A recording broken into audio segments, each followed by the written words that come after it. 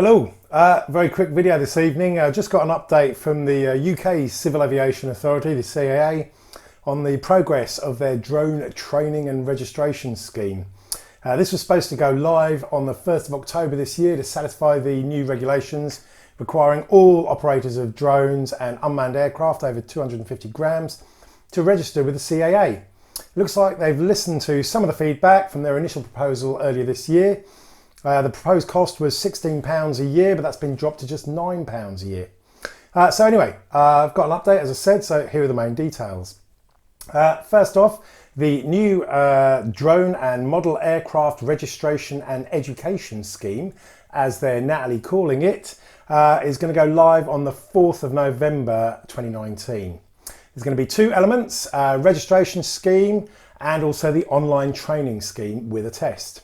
So I thought I'd just quickly go through both of those. First off, the registration scheme.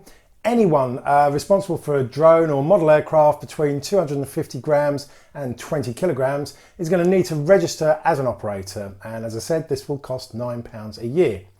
In addition, anyone actually flying a drone or model aircraft between the same weights will need to take and pass an online education package. And this is free, but will last for just 3 years. Both of these requirements become law on the 30th of November this year. So that's the basics. A few interesting points though.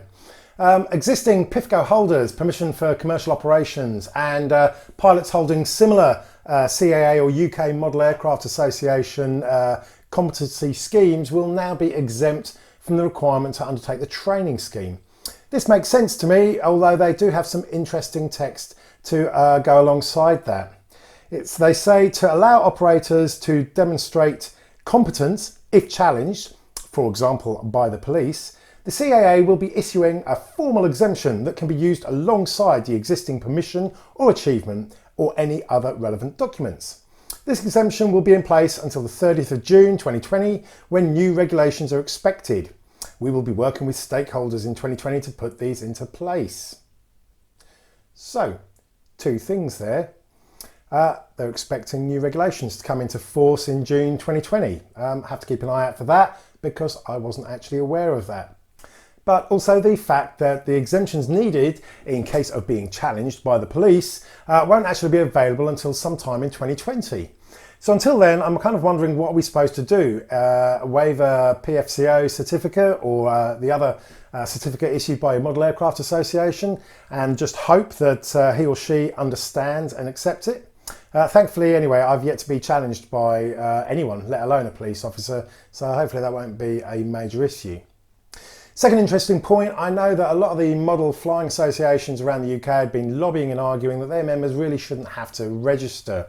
Well, again, it looks like the CAA have listened and have indicated that they will be contacting and using the Model Flying Association's registration records and uploading those details in place of individual members having to register.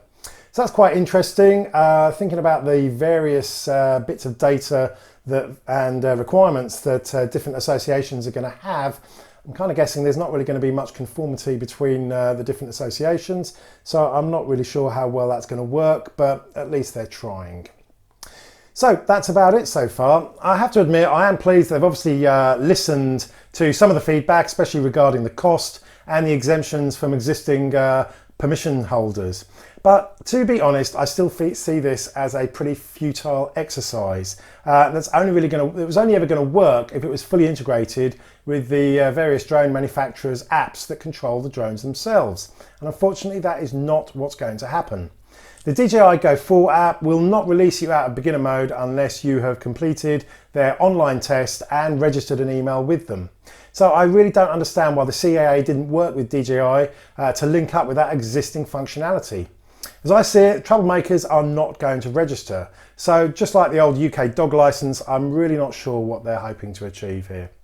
Anyway, I kind of get the impression this is only the start of things. More rules and regs are clearly underway. Not great, but here we are. Let me know your thoughts and whether or not you're planning to register in the comments below. The system goes live on the 4th of November, so that is literally only about 2 weeks away, and it will be mandatory by the 30th of November. So I posted the link for where that registration will be when it finally goes live below. Anyway, until next time, as ever, have fun, happy flying.